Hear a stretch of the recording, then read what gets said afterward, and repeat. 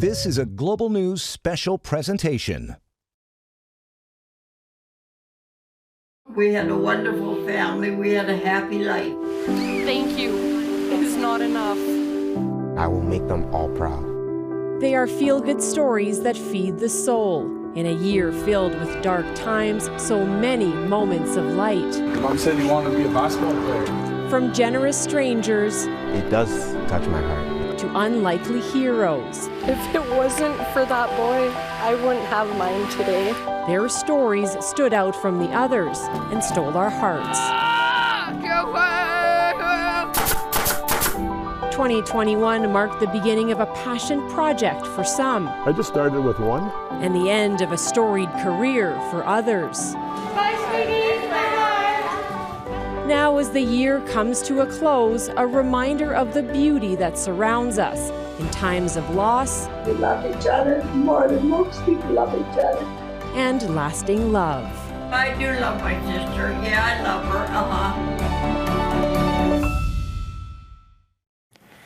Hello, everyone, and thank you for joining us. This is Stories from the Heart. For the next 30 minutes, we hope to make you smile from start to finish as we revisit some of our most uplifting and positive stories of 2021. Let's kick things off with the stories of three incredible children who struck a chord with us either through their actions or their passions. You might remember the teenage boy who constantly dribbled a basketball in his driveway in North Edmonton. Anthony Mobike thought he was a nuisance to neighbors, but turns out he was way off. Sarah Comedina takes a look back. When it comes to basketball, Anthony Mobike is determined, and he's a natural. The 14-year-old spends hours outside practicing. It kind of makes me feel like a star. But Anthony didn't know he already has fans. Come outside and then I see like a man I barely ever see, like ever. So like, and then he's just like, hey, you like playing basketball? I'm like, yes. That man is his neighbor, Ian Ray. It was just the kid that dribbled the basketball all night, all day, just bouncing the ball, right? But that's all he did.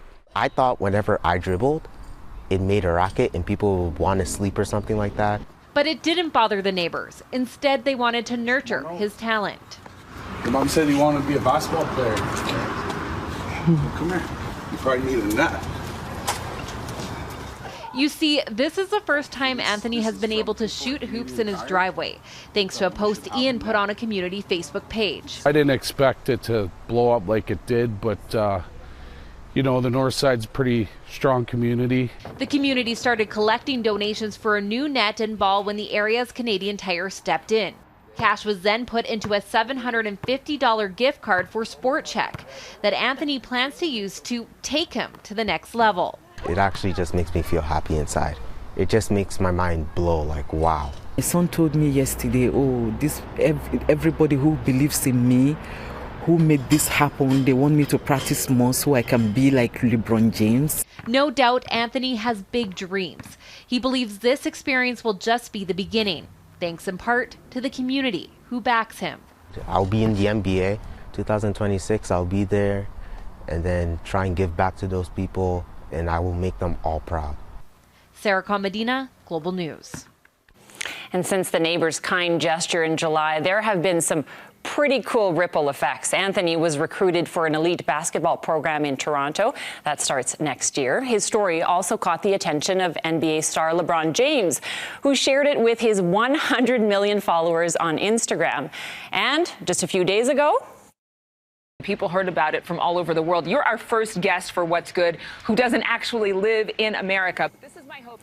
Anthony was interviewed by the American network News Nation, where he talked about all the media attention he's received in the last 5 months. And while his basketball net has been put away for the winter, he continues to practice all the time with two separate teams. Well, Anthony and his neighbor ended up forming an unlikely friendship, just like the two families in our next story. This past summer, a vigilant 11-year-old boy became a hero when he jumped into the water to save a child's life. When the two families reunited for the first time at the scene of the rescue, our cameras were there to capture the heartwarming moment. Here's Nicole Stilger. Thank you. It is not enough. It's an emotional reunion. Tears, hugs, and a heartfelt thank you from Melanie Drake to 11-year-old Austin Loiseau. There are not enough words, my boy. This is the first time these two families are seeing each other since Tuesday, when a relaxing day at Rotary Park in Whitecourt took a terrifying turn. We hear it like going on the water a lot. Melanie was at the park with her 4 kids, including 5-year-old Beau. He wandered into the water and quickly started to struggle.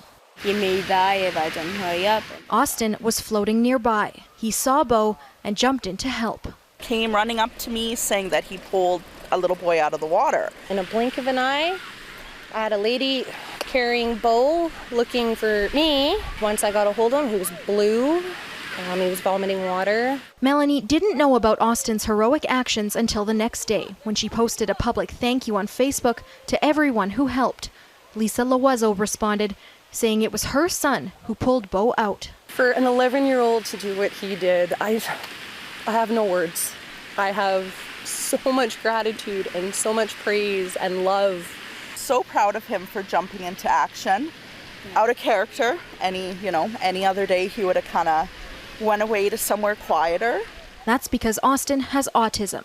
Mom Lisa says typically when things get too chaotic for him, he finds a more peaceful place, which is why he was floating on the pond instead of playing in the park. If it wasn't for that boy, I wouldn't have mine today. He's my angel. He's Beau's angel. Nicole Stilger, Global News. And here's another 11-year-old boy who made headlines this year. Noah Green has a voice that's larger than life, and his music is steeped in traditional Cree culture.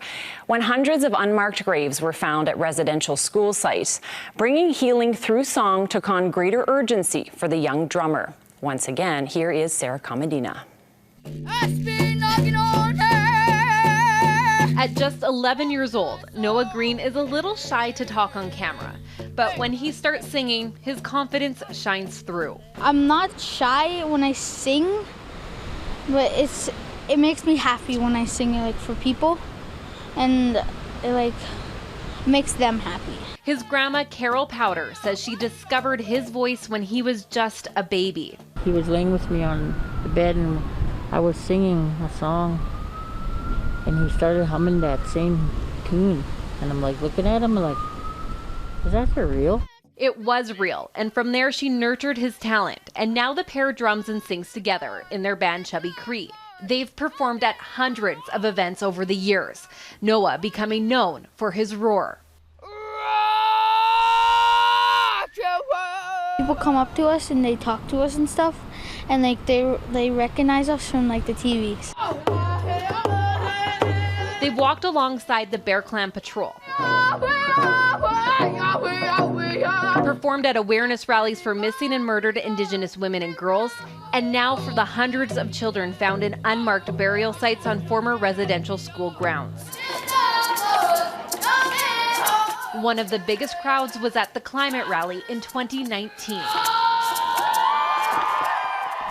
Makes me happy to know that he can actually affect people that way, and happy to know that I taught him this.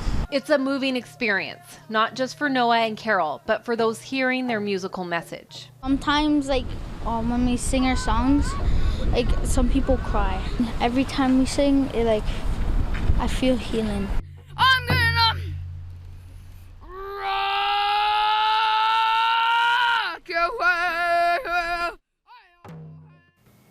What a voice. Well, children driven by a deep purpose can do great things. So can adults like Marie Whalen. The beloved Edmonton principal dedicated her life to students. But this year, it was time to retire. Her story and legacy after the break.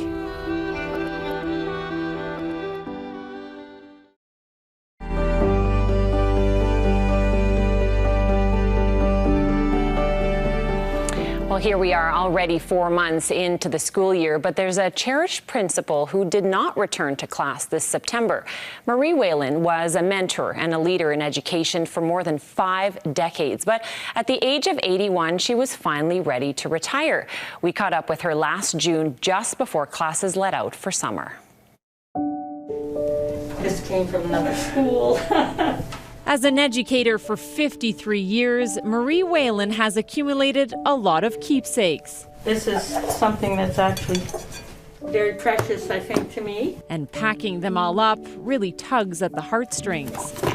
It was never an easy decision for me because I always tell the kids I could work till I'm 100. The Monsignor Fee Otterson principal actually planned to retire last year, but it didn't feel right to abandon ship. To walk away in the midst of what we thought was a crisis in our school, I couldn't walk away when the pandemic was hitting so hard. That decision epitomizes her devotion to the job from the moment she stepped into a classroom in 1968. She's always so supportive and loving and kind, and as much as I felt that as a child in her school, I still feel that as her employee at work. Victoria Sakamani knows how fortunate she's been to learn from such a passionate leader and visionary. The lessons I've learned from Marie over the last 7 years, and I guess the last 27 years have been incredible, and she's impacted not only my career, but my life as an individual. The former Global Woman of Vision has always been driven by a deep sense of purpose, promoting literacy, embracing technology, and steering education policy. Morning, everybody. It is about placing children first in everything that we do in a school, and that the school has to be a home away from home for our children. So when they come here, they feel valued, they feel appreciated, they feel safe. It's Mrs. Whalen. Hi, boys and girls. How are you? Somebody said if you love what you do, you haven't worked a day in your life. And I think that's true because I love it. As Mrs. Whalen makes her last round of classroom visits and prepares to say her final goodbyes, Bye, sweetie. Bye-bye. colleagues hope she can walk away with peace of mind, knowing her legacy and her lessons will keep echoing through the halls. Let's build a great castle high up in the sky. We'll just close our eyes and let ourselves fly to a bright new world of our own creation, full of hopes and dreams and imagination. And we recently touched base with Marie to see how she's adjusting to retirement life. She says she's enjoyed sleeping in, spending more time with her husband, her kids, and her grandchildren, especially around this festive time. And she's had more time to care for the animal kingdom, walking her dog and feeding the neighborhood squirrels and blue jays. And there's another retiree who's been looking after the animal kingdom this year by building birdhouses. Meet Grandpa Mo. He lives in Alberta Beach, and during the pandemic, he started this labor of love, not only to pass the time, but to make a difference.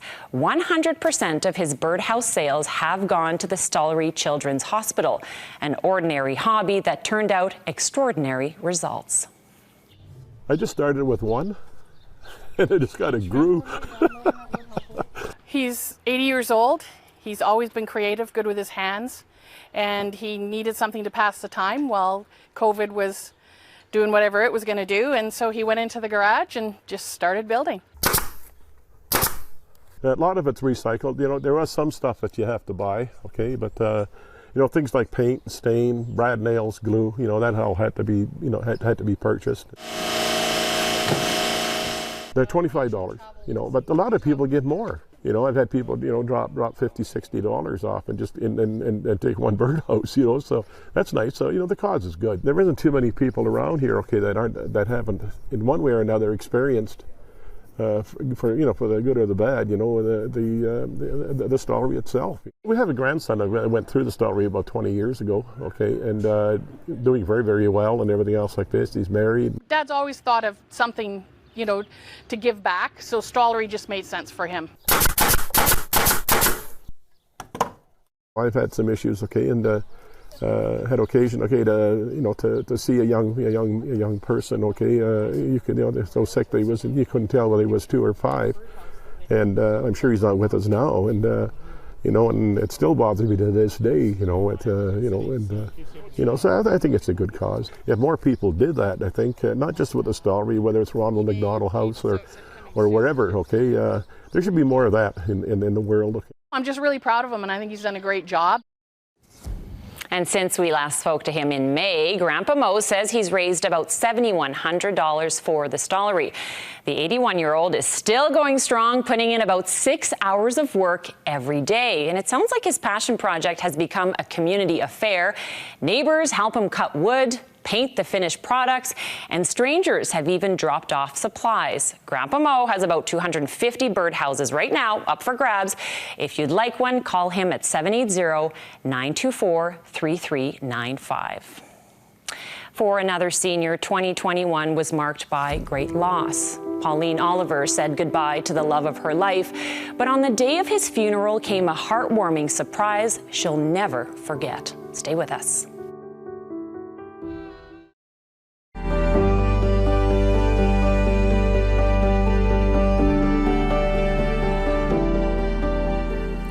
Well, news stories that involve the elderly almost always steal our hearts. This next one dates back to February, right around Valentine's Day. An Edmonton senior lost her husband of more than 60 years, and while it was a devastating loss, their love will live on in the form of letters. Chris Chacon has more. And I think we loved each other more than most people love each other. Alan and Pauline Oliver were married for 64 years. Together, they had 4 children that brought them several grandchildren, even a great-grandchild. Life was good until a COVID-19 outbreak at their continuing care facility in Edmonton changed everything. On the 21st of December, Dad unfortunately passed away from COVID. Throughout their entire marriage, Alan wrote Pauline love letters and poems. A gesture of love he continued until his last day. He took the time on the day before he passed to write this card, this Christmas card. Pauline says she didn't know about the card until she found it on the day of his funeral. Alan's last words to his wife came when she needed it most. Our love for each other has proven to be strong, has proven to by the best test of time. Lots of love, Alan.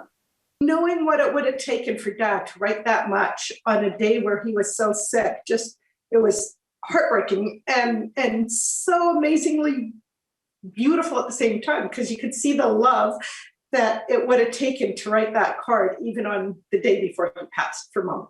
The family also found a picture from their honeymoon in Alan's wallet that he carried with him for 64 years. The picture, now a memory and a symbol of 2 people who stood by each other and loved one another until the very end.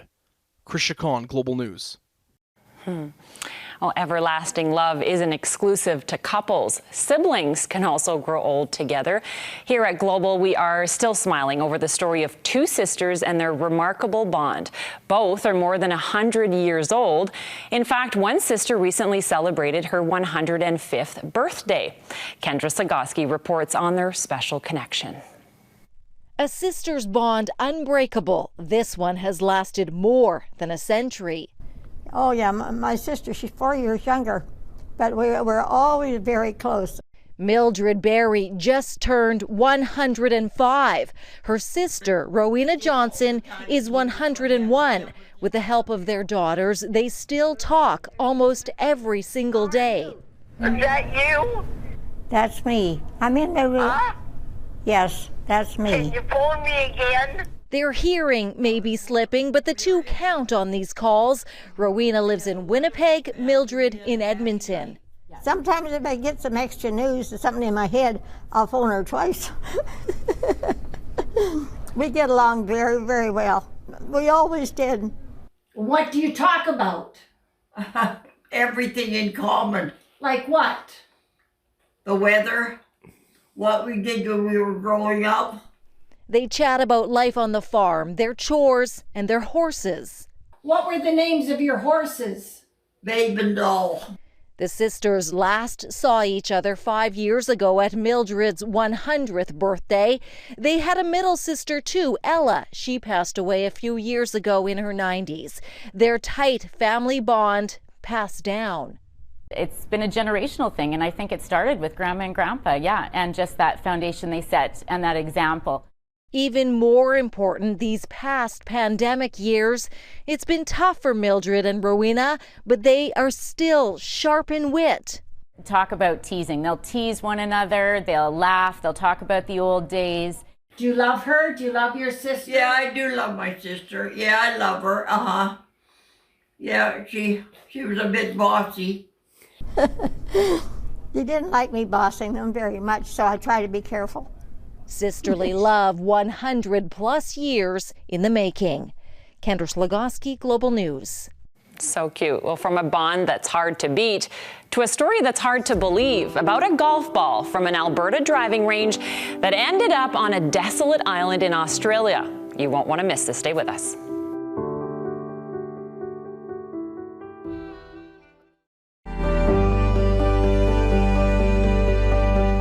We wrap up our special tonight with an incredible golf ball tale that has spurred all sorts of theories.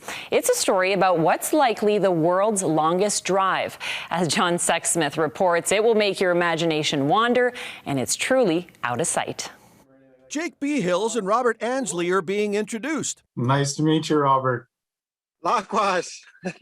The boys have been brought together by a golf ball. Here she is, right here. A remarkable little range ball. Our fantastic voyage starts at the Cougar Creek Golf Resort. It's about 45 minutes west of Edmonton. Jake's the GM and head pro. We cater a lot to the general public, a lot of charity golf tournaments. Robert's an out-of-work sign manufacturer. So he and his wife decided to hike Australia beginning back in February. If you're going to see the world and its natural beauty, all the wonderful designs that have been given us, then the best way to do that is at walking speed. Cougar Creek features an aquatic driving range, which means the balls float. It's pretty neat to hit them into the water on purpose, I guess. Sometime, somehow, some way, one of those Cougar Creek range balls went on the world's longest drive. 12,250 kilometers. All the way to Hinchinbrook Island, an uninhabited national park off Queensland, a northeastern state in Australia. It seemed absurd that I would find a golf ball there. But Robert did, during a hike in a hollow log. I noticed something out the corner of my eye, like this yellow color. A Cougar Creek range ball. That it somehow got into the waterways, somehow landed up in the Pacific on the western seaboard of North America, made its way across the Pacific. Well, the most absurd possibility seemed the most likely. But this was no unplayable lie. It's the honest-to-goodness truth. So Robert did some fact-finding and eventually tracked down Jake to share his incredible story. To hear about, where exactly it was found and how wild it is that it actually got there is remarkable. No one will ever know how the ball ended up on a desolate island in Australia. But wow, what a tremendous tale. John Sexsmith, Global Sports. Well, thank you so much for spending the last 30 minutes with us. We hope you enjoyed these stories from the heart. Goodbye.